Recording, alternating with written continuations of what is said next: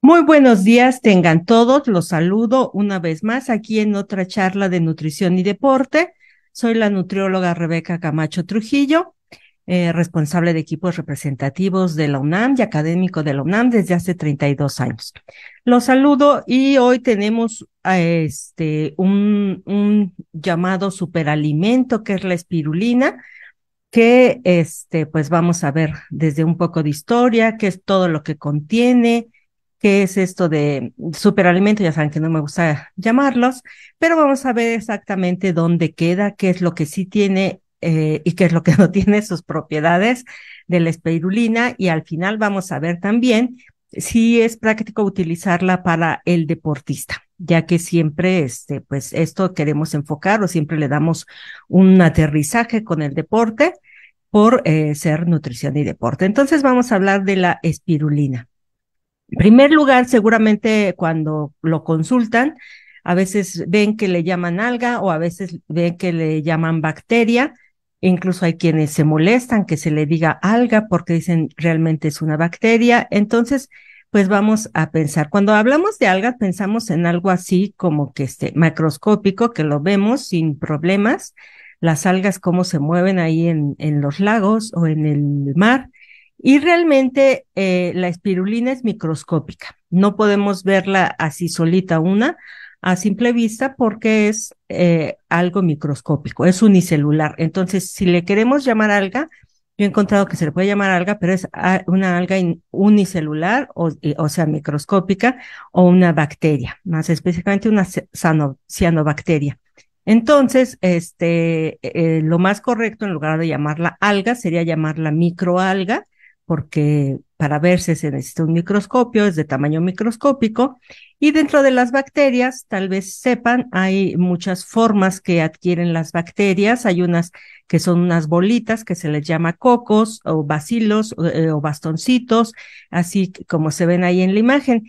La espirulina tiene esta forma de espiral, adquiere esa forma de espiral. Todas esas que ven en la imagen son células unicelulares, son formas de bacterias, pero son unicelulares. Y la espirulina sí también unicelular, pero tiene esa forma de espiral y por eso es el nombre de espirulina. Aquí la tenemos, entonces lo más correcto sería llamarla microalga o cianobacteria. Cualquiera de los dos es lo más correcto. Y en muchos lados, por ejemplo, en Medline Plus, que es de donde saqué mucha de la información, ahí las llaman algas verde azules, porque son bastante, son unas cuantas, no es una sola, como en todo hay unas pequeñas variedades, y entonces las llaman algas verde azules. Y bueno, las cianobacterias son fotosintéticas, que eso es lo primero, por eso es que tienen este color verde, porque realizan realmente funciones de fotosíntesis. Las cianobacterias son fotosintéticas que se pueden encontrar fácilmente en diferentes ambientes. Las cianobacterias, perdón, son usadas en la biotecnología para extraer compuestos con diversas aplicaciones. Esto es del Laboratorio de Biotecnología de Microalgas y Cianobacterias del Centro de Investigaciones Biológicas del Noreste, aquí en México. Entonces, pues tienen ahí muchísima información, y ellos tienen cultivos y todo, están pensando también, no sé si ya lo tengan producción para vender o asociarse con alguien para hacer suficiente producción de espirulina para vender, pero lo que sí es que tienen muchísimos estudios relacionados con la bacteria. Una de las especies más conocidas de estas cianobacterias es la espirulina, que especie con alto contenido proteico. Así vamos a encontrar, siempre que se habla de espirulina dicen alto contenido proteico, tiene mucha proteína. Además contienen antioxidantes, ficocianinas, vitaminas, minerales, ácidos grasos esenciales, carotenoides y otros compuestos clave para la producción de alimentos. Y normalmente también de suplementos, ¿no? Lo encontramos mucho con estos suplementos de espirulina que la venden en polvo como para agregarla en muchos lados, y con este nombre de superalimento. Siempre encontramos la espirulina con ese superalimento. No sé por qué le ponen esas hojitas ya que la espirulina no se ve en esa forma de hojitas, pero bueno, en la imagen le ponen hojitas, que para mí es confuso, pero así lo ponen. Entonces vamos a hablar de esto si es un superalimento. Como les decía, el Centro de Investigaciones Biológicas del Noreste tiene una colección de microalgas y trabajan mucho con la espirulina dentro de su catálogo de algas. Tienen todas estas de espirulina, espirulina máxima, me parece que es hasta arriba, porque aquí me tapan la pantalla, no veo. Espirulina subsalsa, plantesis, y ahí vienen varias. Y viene hasta la derecha el medio de cultivo que dice medio espirulina. En las imágenes que yo vi las tenían en matraces, entonces no sé si sea un medio especial para la espirulina. Otras, si las ven, las tienen agua de mar enriquecida, agua de mar enriquecida, agua de mar enriquecida, ¿no? Entonces ahí las tienen, la más antigua, la de hasta arriba, pues la tienen desde los años 90, y las otras ya son adquisiciones pues ya dentro de este siglo, del 2014, 2013, 2016, etcétera, ¿no? Y ahí trabajan mucho, están trabajando mucho con la espirulina. Bien, entonces, ¿cuáles son las generalidades de la espirulina? ¿Qué podemos decir de ella? Las algas verde-azules producen pigmentos de color verde azulado, por eso se les llama así, y son ricas en proteínas, otra vez, siempre aparece así, hierro y otros minerales. Crecen en agua salada y en algunos grandes lagos de agua dulce. O sea, realmente crecen en bastantes ambientes. Se tiene información de su uso en algunas regiones de África. Incluso, según han encontrado, en África se empezó a usar antes de que fuera su consumo aquí en México. Hacen esta especie de secado de las algas y ya después de ahí lo van transformando a alimento, ¿no? O sea, se ven estos como charquitos donde se secan las algas y después la van haciendo alimento. Los mexicas recolectaron espirulina de la superficie del lago de Texcoco, como sabemos, cuando era un lago mucho más grande, y lo llamaban Tecuitlatl. No sé si se diga Tecuitlatl o Tecuitlatl, pero bueno, espero que alguna de las dos sea. Y ahí lo consumían también. Bernal Díaz del Castillo escribió en sus memorias en 1568 sobre una especie de pan hecho de una especie de barro o limo, recogido, digo yo, de una especie de superficie del lago y consumido de esa forma, y que tiene un sabor similar a nuestro queso. Realmente yo he probado la espirulina, bueno, la probé en los años 80, nunca más he vuelto a probar después, y a mí no me sabía queso, pero bueno, según este escrito de 1568 dice que tenía un sabor similar al queso.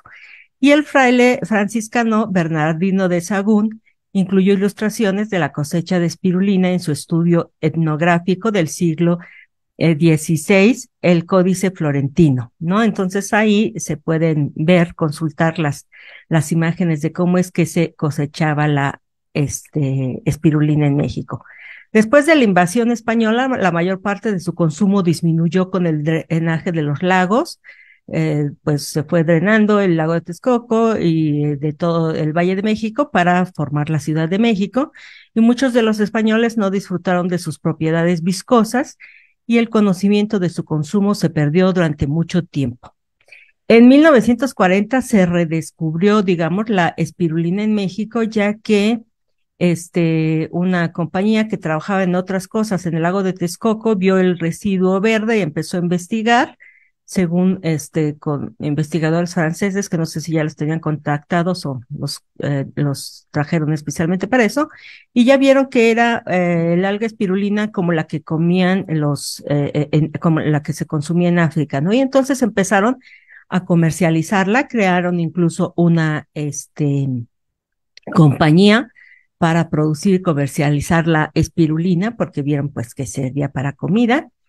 Y en ese artículo de la BBC, dicen que en la actualidad, o sea, ya en 2020 y tantos, se hizo todo un boom. El artículo me parece que es de 2021, que hay todo un boom de espirulina actualmente en México. Ellos dicen lo que ven, esos pastelillos están pintados con espirulina, ese colorcito azul está pintado con espirulina, Y pues ahí vemos esta sopa, la pasta de sopa, que en español le decimos plumita, en italiano es penne, ya que penne con doppia N es pluma. Entonces, sí se comercializa mucho ya en México, en pastas, y según decía la BBC, que los hipsters ya la hicieron un montón de platillos, ¿no? A la verdad a mí no me consta, pero dicen que en la culinaria los chefs mexicanos están trabajando muchísimo, muchísimo con espirulina y que es todo un boom en México. Bien, siguiendo con estos datos antiguos, en el 40 les digo que hay un resurgimiento de usar espirulina en México y en 1970 en Estados Unidos empezaron a vender suplementos de espirulina. Siempre lo que ha llamado la atención es este contenido de proteína y que siempre dicen tiene todos los aminoácidos esenciales, ¿no? Así siempre se ha comercializado. Les digo, yo recuerdo que mis hermanos jugaban fútbol americano y mi hermano mayor, bueno, en ese entonces jugaba y les dieron ahí suplementos de espirulina. Entonces, por eso es que la probé y les recomendaron y la compró mi hermano y todo, y yo la probaba, pero a mí no me gustaba el saborcillo que tenía. ¿Qué propiedades se le atribuyen a la espirulina? Bueno, se ha dicho que sirve para el tratamiento de la hipertensión, que se usa como suplemento proteico, sobre todo en deportistas, en hipercolesterolemia, que es concentración de colesterol elevado en sangre, para la diabetes y para la obesidad. Eh, y se le atribuyen más cosas, ¿no? Sin embargo, pues vamos a ver lo primero, lo de las proteínas. Desde ahorita vamos a decir, bueno, ¿realmente tiene mucha proteína o no tiene mucha? Sí tiene proteína, tiene más proteína, obviamente, que muchos otros vegetales. Bueno, que entraría dentro de los vegetales, digamos, porque al ser una bacteria no entra precisamente en vegetales, pero digamos del origen no animal entraría, y entonces tenemos que nos da 5 a 7 gramos de proteína por 100 gramos de biomasa fresca, ya que como son microscópicas se van juntando ahí como en la imagen que veíamos de los africanos y se hace una masilla, ¿no? Una biomasa fresca. Entonces esta biomasa tiene de 5 a 7 gramos y por 100 gramos. Y si lo comparamos esto con un bistec, pues tenemos que un bistec de 100 gramos nos va a dar más de 22 gramos de proteína. Entonces, pues ahí no podríamos decir que sirve mucho. Ya de la deshidratada, tiene de 55 a 65 gramos. En los videos que yo vi del centro del noreste, decían que hasta 70 gramos logran tener en la que ellos manejan. 70%, o sea, 70 gramos por 100. Entonces, en la deshidratada, ¿no? Pero estos datos son de esta página y ahí pues dicen que es de 55 al 65 los gramos de proteína. Entonces, en Medline lo que nos dicen es que tiene menos proteína que la carne, que es lo que les mencionaba. Y entonces, pues sí, podemos decir que tiene proteínas, pero tampoco creer que es la solución de todo, ya que finalmente va a tener menos proteína de un alimento proteico con el que la podemos comparar fácilmente, que sería la carne, ¿no? Tiene menos proteína que la carne. Bien. Algunos productos de algas verde azules se cultivan en condiciones controladas y otros se cultivan en un entorno natural donde es más probable que estén contaminados. Les digo que esto cuando yo tuve contacto, que fue en los 80s, con la espirulina, después hubo por ahí advertencias que llegaron a salir en los periódicos que podría estar contaminada con metales pesados. Entonces, en ese entonces, bueno, yo todavía no estudiaba nutrición, estaba terminando la preparatoria y pues nada más así pues leía las noticias de los periódicos, ¿no? Que era lo que decían, que podían tener una contaminación con metales pesados porque no se limpiaba adecuadamente y no sé. Entonces en esta página dice que sí hay que poner mucha atención a eso. Y recomiendan utilice únicamente productos que hayan sido probados y que estén libres de contaminantes como metales pesados, toxinas hepáticas que pueden contener, que son microcistinas u otras bacterias dañinas, ¿no? Que hayan llevado un adecuado tratamiento. Como les decía, ya se está cultivando y en muchos lados, muchas de las páginas de donde saqué información, es que ya promueven su cultivo, no así de recolectarla nada más del lago, sino cultivarla específicamente. Les digo, yo vi cómo la tenían cultivando en matraces y entonces ver así lugares donde se pueda cultivar para cultivarla en condiciones totalmente limpias, sin contaminantes, sin que tenga ningún contaminante y que pueda ser segura para la población. Pero pues hay que buscar esto, que realmente lo pongan en la etiqueta y leerlo, ¿no? Entonces también dicen aquí no confundirla con estas otras algas, que se venden o se comercializan y pues nada más tener cuidado de que se acuerdan en el catálogo que les mostraba que debía decir espirulina, ¿no? Sin la E, sino con S, porque supongo que eso está en latín, ya que así les ponen los nombres, entonces se puede escribir espirulina con S, aunque tendría que ir cursivas porque es latín, o con E, espirulina o spirulina. Bien, entonces no confundirla con otras algas y mucho menos con algas macroscópicas. Composición nutrimental.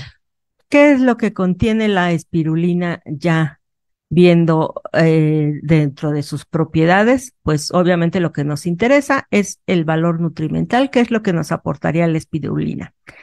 Aquí vamos a ver en 10 gramos de espirulina, que sería una cucharada sopera copeteada. Ajá. Entonces es importante porque es la porción que se usa, o sea, con eso ya se hace un licuado. Entonces es muy importante. 10 gramos de espirulina, que es una cucharada sopera copeteada, nos da fenilalanina. Estos son los aminoácidos esenciales. También tienen los no esenciales, pero estos son los esenciales que muchas veces nos interesa ver, porque de acuerdo al patrón de aminoácidos decimos si se tiene en suficiente cantidad o no, ¿no? Por ejemplo, vemos que el triptófano pues tiene poquito comparado con los otros, tiene valina, tiene leucina, que nos va a interesar para el deporte, y también tiene fenilalanina, 280 miligramos de fenilalanina, que es más que un sobrecito de aspartame. Entonces, todo eso pues nos va a interesar. Aquí tenemos las vitaminas. ¿Qué vitaminas tiene? Pues tiene casi todas las vitaminas. Cualquier alimento, si lo ponemos así en datos, pues va a tener todo de todos los alimentos. Lo que nos importa es lo que nos aportaría en mayor cantidad, como serían los betacarotenos, que son provitamina A. Con esos vamos a formar vitamina A y vemos que tiene 14 miligramos. La columna de la derecha es la recomendación diaria, es la recomendación diaria de España, ya que esta tabla es española, entonces es la recomendación diaria del consumo en España, ¿no? Entonces vemos que tiene bastante más de lo que sería la recomendación diaria en el provitamina A. También de cianocobalamina, que es la vitamina B12, tiene más de la recomendación diaria, y esto puede ser bastante interesante para todas las personas que son veganas y que entonces dirían, bueno, puedo consumir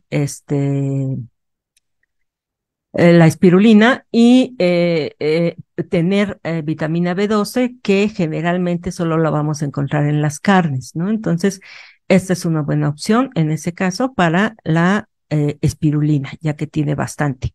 Y lo que tiene también muchísimo, si ven, 244 microgramos, que la recomendación es 75 microgramos, es de vitamina K, que es una de sus funciones es ser anticoagulante en el cuerpo humano. Entonces, esto es lo que tienen más, lo demás pues sí lo contiene, pero en cantidades menores de la recomendación diaria. Que así están muchos alimentos, por eso es que tenemos que comer de todo, para que lo que unos no nos dan, no los den otros alimentos.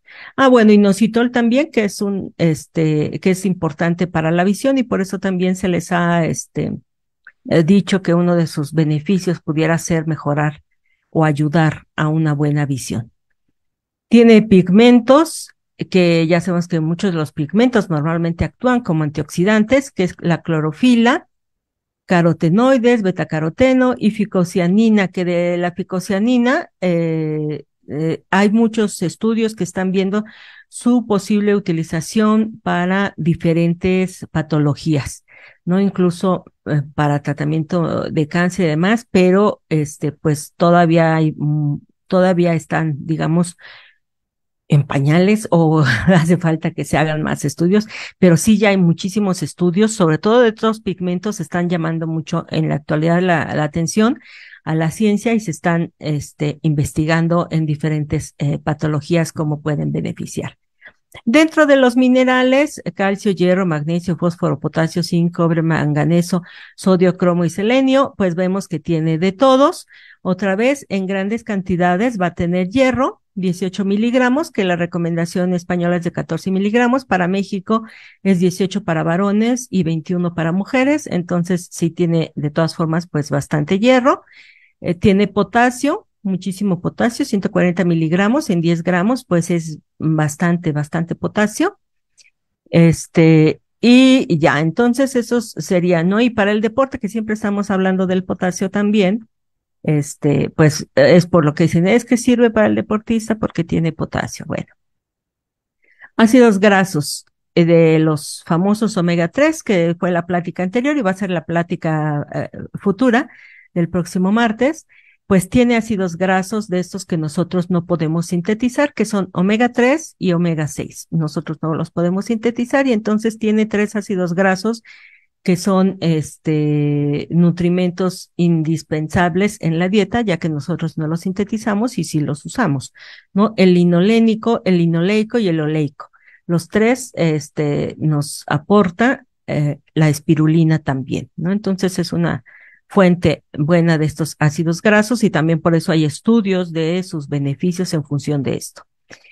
Y por último, yo creo que es importante esto, es gracias a la familia de las cianobacterias a la que pertenece la espirulina que respiramos oxígeno hoy en día. Por ser los primeros seres vivos capaces de realizar la fotosíntesis, han convertido parte del CO2 atmosférico en O2. La espirulina es un alga, es una cianobacteria o una bacteria o una microalga unicelular y que no tiene núcleo. O sea, es muy antigua. Los primeros, las primeras, organismos unicelulares, pues no tenían núcleo y entonces es así una alga muy primitiva, digamos. Y contribuyeron todas las cianobacterias a transformar CO2 en oxígeno. Y por eso es también otra de las cualidades que se está pensando en obtener proteína alimentaria a partir de microalgas o de algas verde azules para favorecer el ambiente, ¿no? Ya sabemos que siempre las vaquitas son atacadas por ser flatulentas y que contaminan el ambiente. Y en cambio, esta se podría obtener ahí sí proteína, produciendo oxígeno, ¿no? Consumiendo el CO2 y produciendo oxígeno para el ambiente. Y entonces es una gran ventaja que se está viendo desde la ecología, el obtener proteína alimentaria a partir de espirulina. Aunque no sé todavía en qué vayan, si ya se producen grandes cantidades, porque pues también hay que ver el costo-beneficio, ¿no? Bien, entonces dentro del oxígeno, pues es muy bueno que se siga cultivando y se siga promoviendo el cultivo de espirulina para tener oxígeno en el ambiente. Bien, beneficios del consumo de la espirulina. Aunque no hay suficientes pruebas científicas sobre su uso, estas algas son utilizadas como complementos nutricionales para deportistas, así como también para bajar la presión arterial, controlar la diabetes, niveles de colesterol y para adelgazar, les decía. Para adelgazar ya se ha visto que pues no funcionan. Un grupo en Italia estuvieron trabajando mucho sobre para comprobar si servía para adelgazar. Y pues lo que comprobaron es de que pues no había diferencia si se daba o no se daba espirulina, la gente adelgazaba indistintamente o no, de si, aunque la consumiera o no, ¿no? Entonces realmente ahí se vio que pues no servía. Por eso está triste aquí nuestra amiga. También se le atribuyen propiedades vinculadas para mejorar la visión, les decía por el inositol, el pelo y la piel, Esto generalmente por las proteínas, así como para prevenir el envejecimiento y para el tratamiento de la anemia por el hierro. Y la base exhaustiva de datos y medicamentos naturales de Estados Unidos clasifica la eficacia basada en evidencia científica. Esto sí hacen por eso es exhaustiva, base exhaustiva de datos, basada en evidencia científica de acuerdo a la siguiente escala: eficaz, probablemente eficaz, posiblemente eficaz; negativos ya es posiblemente ineficaz, probablemente ineficaz e ineficaz; o insuficiente evidencia para hacer una determinación. Y de todas esas cosas que les decía que promueven a la espirulina, pues lo único que se ha visto en estudios científicos que es posiblemente eficaz para bajar la presión sanguínea alta. El consumo regular de algas verde-azules parece reducir la presión arterial en algunas personas con hipertensión. Entonces, de acuerdo a esta base exhaustiva, de artículos científicos, pues lo único que hasta ahorita se ha podido probar así de patologías, ahorita vamos a hablar del deporte, pero de patologías, pues que va a servir para bajar la presión sanguínea, ¿no? Como tratamiento de la diabetes, no, aunque vamos a ver que sí puede bajar la concentración de glucosa, y para adelgazar, pues definitivamente no hay nada que pruebe que sirva para adelgazar. Seguridad, que siempre es importante ver qué tan segura es. Les decía, pues básicamente es lo de los contaminantes. Cuando se toma por vía oral, los productos de espirulina parecen ser seguros para la mayoría de las personas cuando se usan a corto plazo. No quiere decir que sean inseguros a largo plazo, sino que no hay estudios a largo plazo, solo hay estudios a corto plazo, y entonces ahí se ha visto, solo hasta ahí podemos decir, en la ciencia hay que ser rigurosos, y entonces solo se puede decir que a corto plazo parece ser seguro. Se han utilizado de forma segura 2 dosis básicamente, una hasta 19 gramos diarios durante un máximo de 2 meses, que eso serían 2 cucharadas soperas diarias durante un máximo de 2 meses, que se llevó el seguimiento del estudio y se vio que todo estaba bien.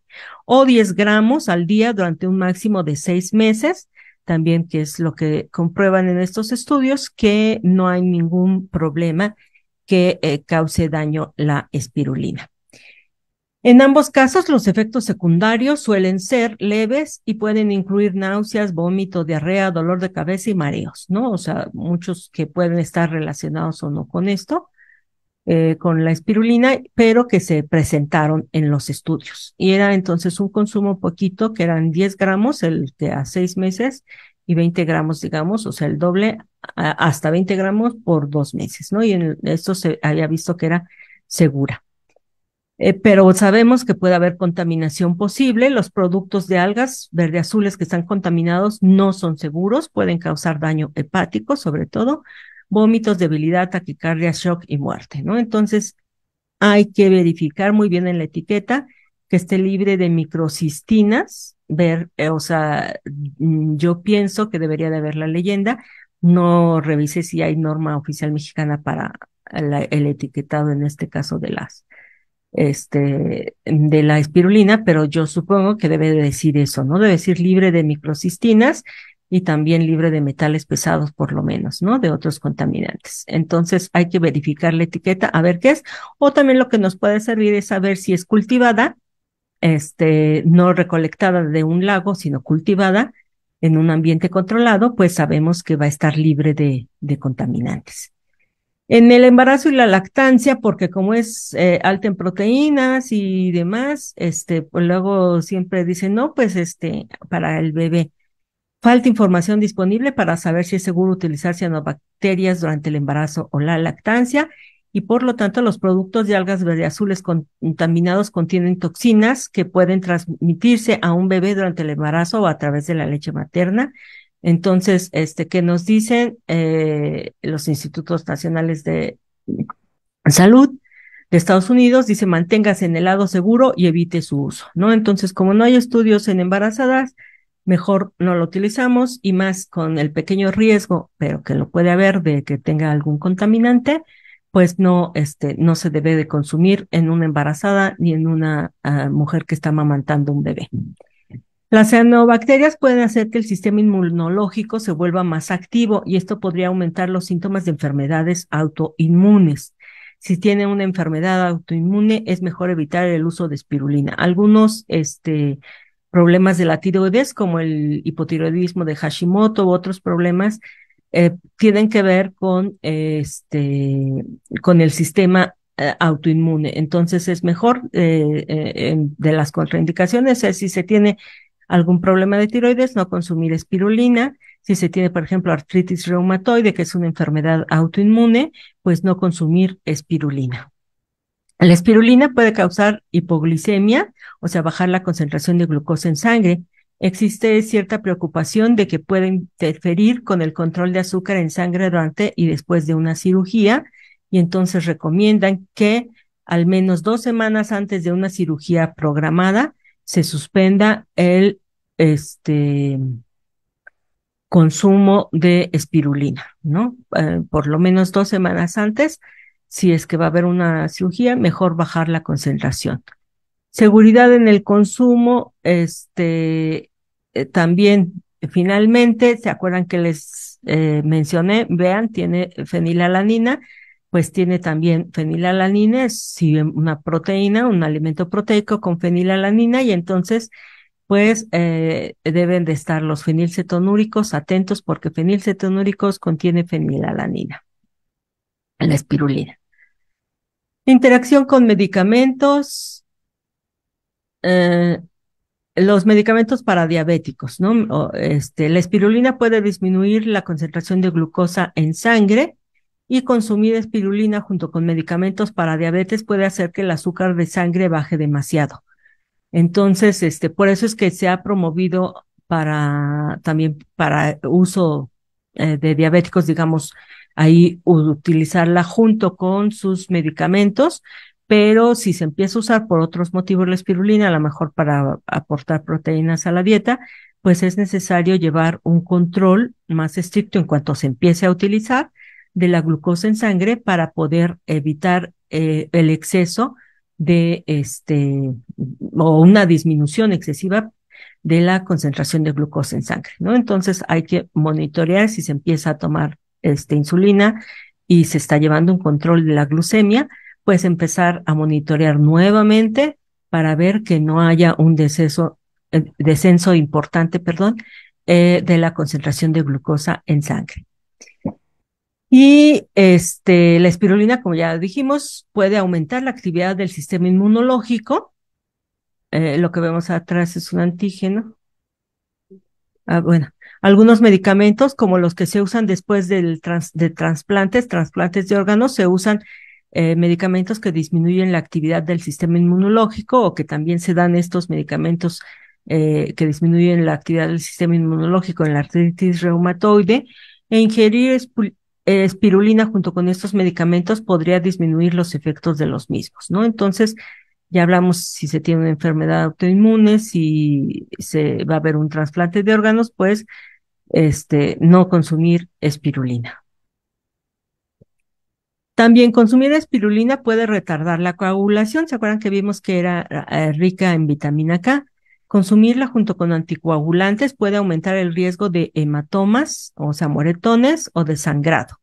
Entonces, si ya la persona está tomando anticoagulantes o antiagregantes plaquetarios, lo mejor sería no consumir espirulina, o estar muy a pendiente, verlo con el médico, y que sea el médico el que le diga si puede o no puede suplementarse con espirulina, porque pues hay riesgo mayor de hematomas o de sangrado, ¿no?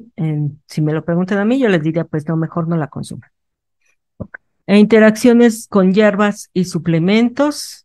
Se puede, como ya vimos, hay algunas hierbas o algunos suplementos que tomamos, como son el ginkgo biloba, el jengibre, el ajo, el ginseng panax, que muchas veces se toman y que también tienen efectos anticoagulantes. Entonces, si se toma esto o todo esto, y además que no se debe tomar todo junto, y además la espirulina, pues se cae en riesgo de hemorragia, ¿no? Entonces, hay que ver, porque muchas veces, insisto, y siempre lo diré, en las pláticas creemos que algo, por ser de origen natural, es totalmente inocuo, y pues no es 100% inocuo, ¿no? Nada, yo creo que es 100% inocuo. Entonces es importante, si ya se están otros suplementos que tienen que ver, que pueden interferir con la coagulación, pues no agregar la espirulina. Si la quieren agregar, pues se tendrían que quitar los otros suplementos para evitar un riesgo de hemorragia. Las algas verde azules pueden disminuir la cantidad de hierro del cuerpo que se absorbe. ¿Se acuerdan que tenían suficiente hierro? Pero como muchos otros alimentos, los alimentos que vimos hace poco también de origen vegetal, pues tienen ahí a veces algunas sales con las que se une el hierro y no permiten su absorción. El consumo de algas verde azules con suplementos de hierro podría disminuir los suplementos de hierro. Entonces, otra vez, si se va a tomar un suplemento, que no es recomendable andar tomando suplementos de hierro sin prescripción médica, pero si ya lo mandaron, pues no tomarlo al mismo tiempo que el suplemento de espirulina, porque va a disminuir la absorción de este hierro que se quería aumentar. Me faltó una diapositiva, no sé qué le pasó. Este, Bien, la espirulina en el deporte, ya vamos, o ya llegamos a la última parte, la parte que siempre, pues, es de gran interés, yo supongo, para toda la audiencia, ya que esto se llama nutrición y deporte, y entonces vamos a hablar de la espirulina y el deporte. ¿Qué es lo que nos dicen? ¿Para qué usos en el deporte se recomiendan? Si uno revisa las investigaciones en las páginas, siempre aparece que puede evitar la anemia ferropénica y como suplemento de proteínas. Ahí está mal la cita bibliográfica, no es esa, pero bueno. Entonces, eso es para lo que recomiendan mucho, que para evitar la anemia ferropénica en el deportista o como suplemento de proteínas. Bueno, primero la anemia. La espirulina proporciona hierro, ya quedamos, 18 miligramos por una cucharadita de 10 gramos. Tiene, pero también tiene antinutrientes, que ya tuvimos una plática de antinutrientes, que inhiben su absorción, ¿no? Entonces, no se va a absorber todo ese hierro, que era pues la dosis para el adulto varón, pero no se va a absorber porque tiene estos antinutrientes. Entonces, hace poco que vimos dieta para anemia ferropénica, justamente que era lo que decíamos, pues que para todo el hierro que no es heme, o sea, que no proviene de las carnes, para todo el hierro no heme, lo que se recomienda es agregar fuentes de vitamina C, que aquí en la imagen pongo un limón, porque es tradicional pensar siempre en vitamina C y limón o en naranja, pero ya sabemos que más que el limón, más que la naranja en porción comestible, pues más vitamina C la tiene la guayaba, la papaya, el mango, el chico zapote, las ciruelas, ¿qué más aparecía ahí? El melón incluso también. Entonces es frutas, ¿no? Agregar frutas que nos van a aportar vitamina C para que ese hierro pueda absorberse. Y pasa igual con la espirulina. Entonces, en lugar de agregarla a lo mejor a un batido de leche, pues sería mejor agregarla a un jugo de frutas y ahí, ya estaría aportando la vitamina C para que ese hierro pueda absorberse, ¿no? Y además con el batido de leche, ¿se acuerdan que decíamos que el calcio, le gana en la competencia para absorberse al hierro? Y pues si es hierro que no tiene vitamina C, pues no se va a absorber, ¿no? Entonces, mejor en lugar de agregarle a la leche, lo recomendable, para el deportista o para cualquiera que quiera suplementarse con con espirulina, es con un jugo que contenga vitamina C. Y regresamos a la de las proteínas, ¿no? Es un suplemento de proteínas bueno para el deportista. Ya habíamos visto esto, que decíamos tiene menos proteína que la carne, y aquí lo pongo otra vez, de 5 a 7 gramos por 100 gramos de biomasa fresca de espirulina.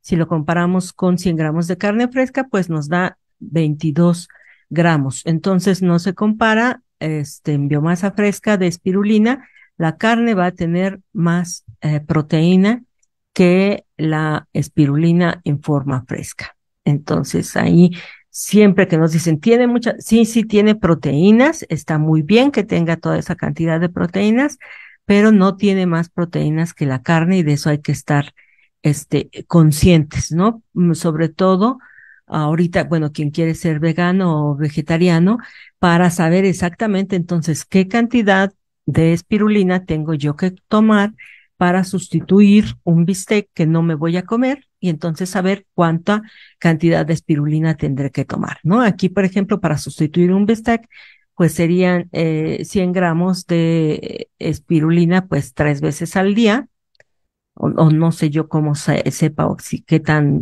tanto volumen tengan 100 gramos, la verdad no tengo idea de mi masa fresca, si digo para comérselo en una sola vez, sino comerlo a lo largo del día en 3 veces para poder recibir la cantidad de proteína de un bistec. Y la deshidratada que es la que se usa sobre todo para suplemento dietético para el deportista, bueno, y para las personas que quieren consumir más proteína, y entonces nos dicen el 55 al 65 por ciento, o sea, por 100 gramos de la espirulina deshidratada es proteína. Entonces, si lo comparamos, por ejemplo, con los suplementos de suero de leche, tenemos que más del 80% del suero de leche es proteína, o sea, por eso 80 gramos por 100 gramos. Entonces, realmente, por ejemplo, los de suero de leche tienen más proteína, los de albúmina de huevo también tienen más proteína que eso, y los de carne, que también están de moda, los suplementos de proteínas de carne, a partir de carne, tienen más proteína que la espirulina. Entonces, ¿puede servir? Sí, sí puede servir. Puede ser un suplemento de proteína, se puede tomar si así le gusta a la persona o decide, por cualquier causa hacerlo, pero hay que estar conscientes que tiene en porcentaje, tiene menos, porque eso lo podríamos poner en porcentajes, ya que está sobre 100, 65% no es lo mismo que 80%, ¿no? Entonces es menos proteína la que va a tener si lo comparamos con el suero de leche, ¿no? Entonces whey protein, que es el suero de leche, tiene más proteína que la espirulina. Y si recuerdan, para el deporte, toda la diferencia o gran parte de la diferencia de las proteínas se da en la leucina. Los suplementos o los alimentos, siempre que vemos para promover la síntesis de proteína muscular, pues tenemos que fijarnos en la leucina, ya que es el determinante para favorecer o no, según que sea un buen aporte de leucina, lo que nos está dando esta proteína, la síntesis de proteína muscular. Entonces, la leucina es muy importante en esto.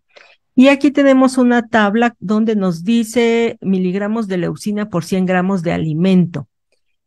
Tenemos que bacalao salado, que está seco, 6,097 miligramos de leucina, la espirulina, 4,947, leche en polvo desnatada, 3,400, después vienen varios quesos, si ven todo el tiempo hay muchos quesos,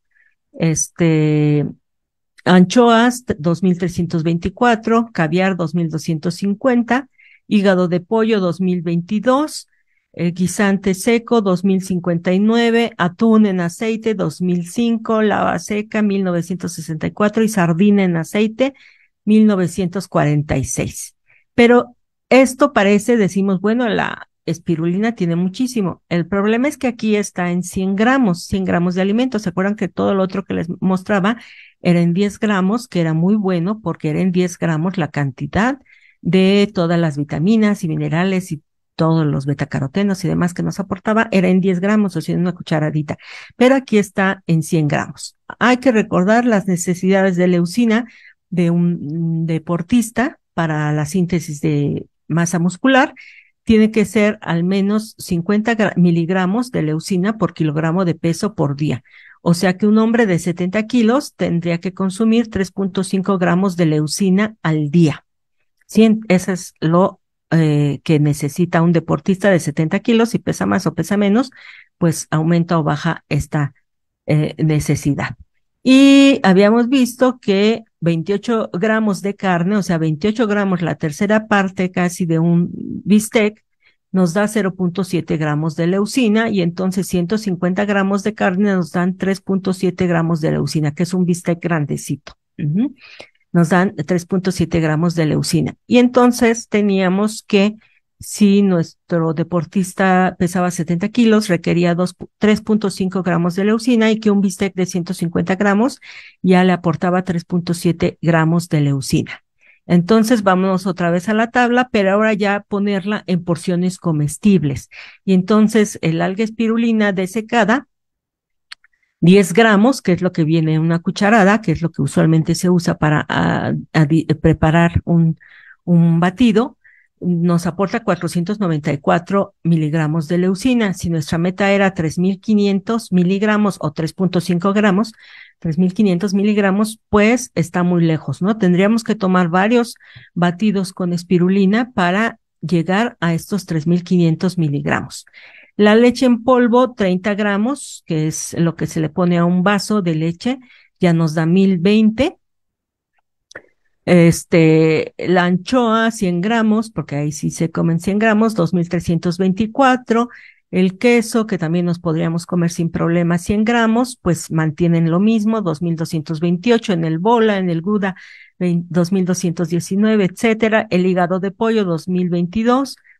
El haba, media taza de haba seca, que es la porción comestible, digamos, sería 1.669, pero pues todavía ahí ya se podría comer a lo mejor la taza completa y ya está más, 100 gramos de atún, 2.000, sardina, 1.947. Entonces vemos que realmente la leche, los quesos, sobre todo que están más concentrados que la leche, nos aportan mayor cantidad de leucina y los pescados también nos aportan mayor cantidad de leucina que el alga espirulina. Y la leucina es la que hace la diferencia para la síntesis de proteína muscular en el deporte y por lo tanto, pues sí sigue siendo un suplemento con proteína, alto en proteína, con todos los aminoácidos esenciales, pero sigue teniendo una baja proporción de leucina para el deporte específicamente.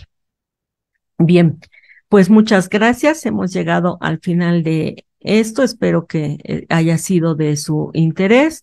Ya saben que ahí siempre les dejo yo mi correo por si quieren enviarme un comentario al correo o algo, pues lo puedo recibir, que de ahí a veces que me mandan, he propuesto temas de acuerdo a lo que me mandaron. Entonces, pues muchas gracias, agradezco a la producción que siempre me apoya en esto y hasta luego, hasta el próximo martes.